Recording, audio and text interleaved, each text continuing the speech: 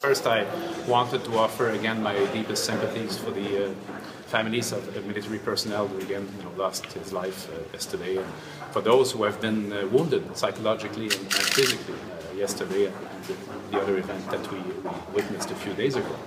Say that of course we have no concession at all to make towards violence, extremism, and our security forces must be supported. Of course, never at the expense of our civil liberties. That is a balance that we need to keep. But if we don't keep this balance, we give a victory to those criminals. So we have to show that we can act with fermeté, but while keeping in touch with our democratic values. And at the same time, I've talked to leaders of the Muslim community today, and I will meet with them on my return from China.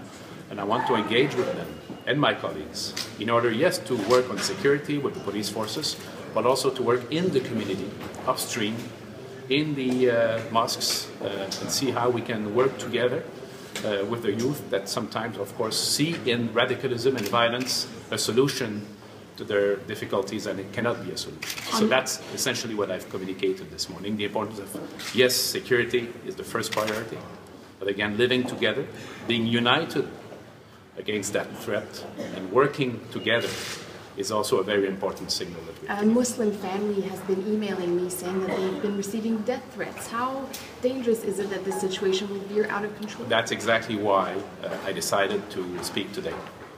I did not know this event, but I feared that this could happen. Remember what we went through during the charter dispute? And I think, of course, it was a very different scale. Now we are literally facing life and death issues. And I see tempers being, sometimes potentially flared and having to face events like this. This is why I want to tell all Quebecers, we live together very well in Quebec. Let's do this. Let's face this together. How does it affect you that the two perpetrators were Quebecers? We're all Quebecers, but they are converts. That's a different way to say it, I would say. And sometimes, being a convert is not in itself a problem. You can look for spirituality in your life and find a solution there and something that appeals to you. When it becomes bad and potentially and eventually dangerous is when it mixes with radicalism and violence. And this is why we also have to, at the same time, while we work on the security with the police forces, also work with the communities. This is why it's